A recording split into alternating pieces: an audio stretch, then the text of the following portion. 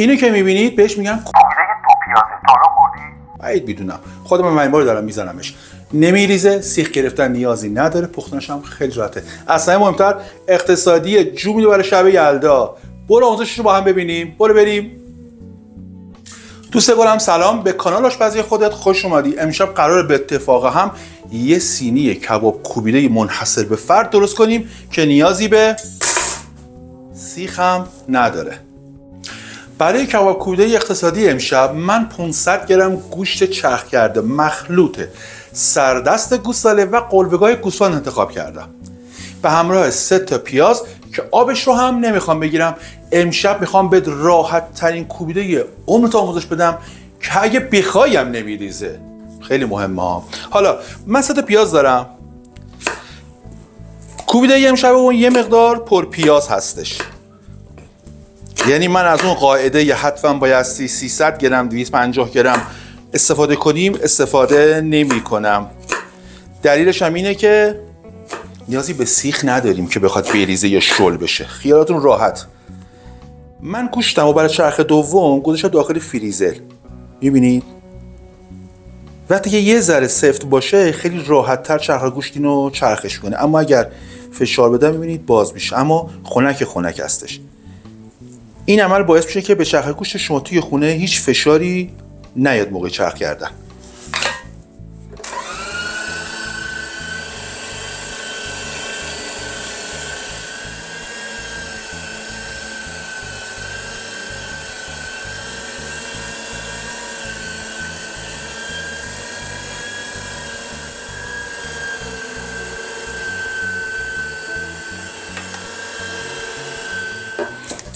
من نصف این 3 تا پیاز رو با گوشتم رنده کردم. نصف دیگرش رو ساتوری ریز میکنم. میتونید با رنده درشت هم رندش بکنید. اما برای سلیقه شخصی خودم دارم درست میکنم. به همین خاطر دوست دارم پیازاش دیده شه. به همین خاطر ساتوریش میکنم. اما شما میتونید به راحتی اینو رنده درشت هم انجام بدید.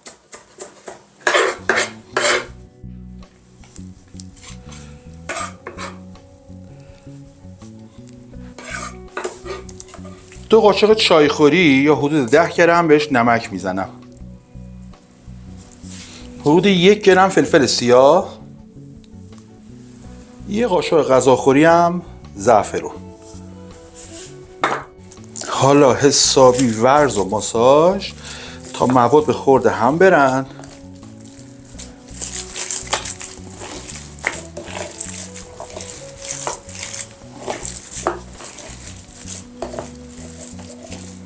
ببین چسبندگی چه چسبندگی داره. اگه به سیخ هم بگیریم این گوشت نمیریزه. اما ما قرار نیست از سیخ استفاده کنیم.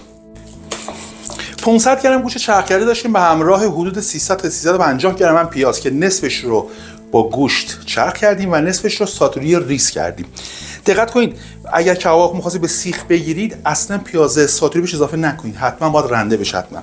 اما یه نکته مهم، این غذا رو من برای شب چله شب یلدا در نظر میگیرم. سوال، شب چله درسته یا شب یلدا درسته؟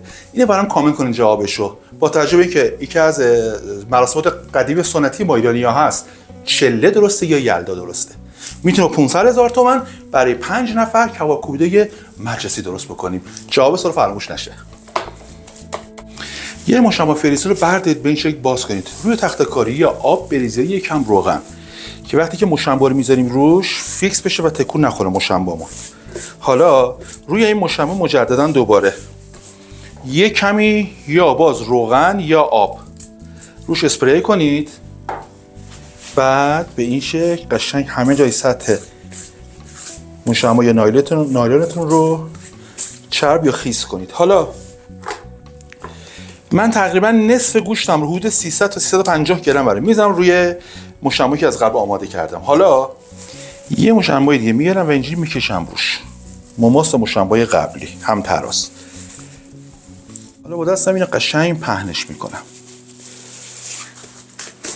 برای اینکه صاف در بیاد چیکار کنیم؟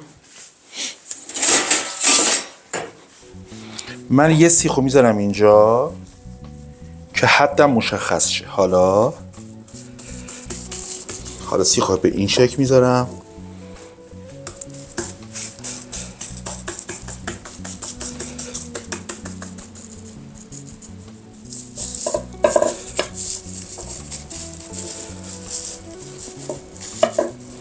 اینم این طرف.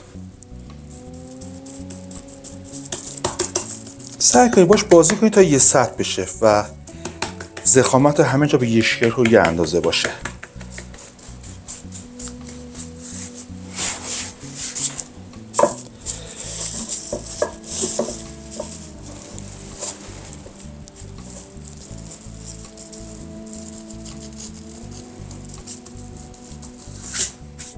حالا ما استرات رو اینجا انجام میدیم. طرفین رو تا میکنم روش و میذارم داخل فریزر یا یخچال. اگه میخواید برای فردا بپزیدش بذارش داخل فریزر. اگه برای 7-10 ساعت آینده میخواید بپزیدش بذارش داخل یخچال.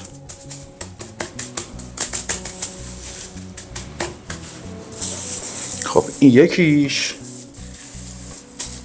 میرم سراغ بعدی. خیلی خب، حالا من هر دو اینا رو میذارم داخل فریزر به مدت 2 تا 3 ساعت قشنگ خودشو بگیره. اگه دوست داشتید به جوش شیرین بزنید میتونید حدود نیم گرم هم به جوش شیرین اضافه کنید که من امروز این جوش شیرین اضافه نکردم.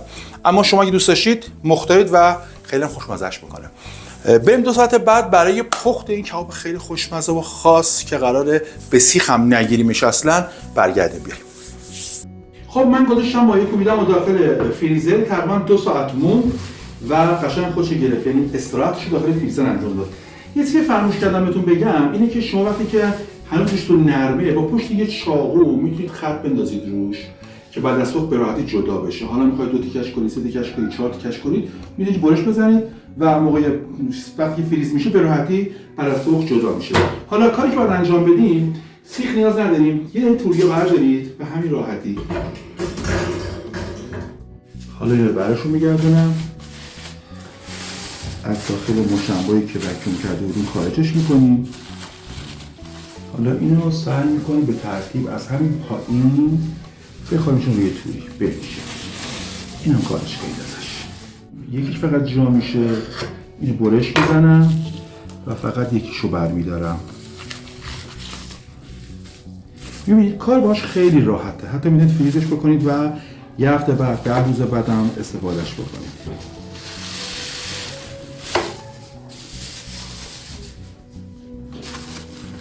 این رو هم میخوابونم این بغل به این شکل و تمام.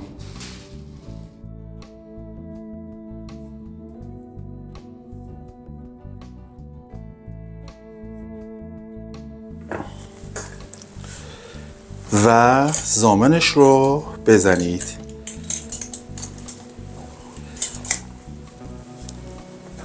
به همین راحتی.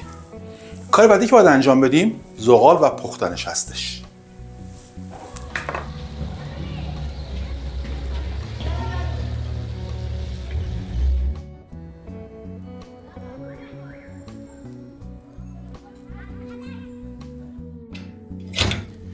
این هم کبابای بسیار بی‌دردسر و خوشمزه. ببینید به همین راحتی هم جدا میشه از یه توریتون.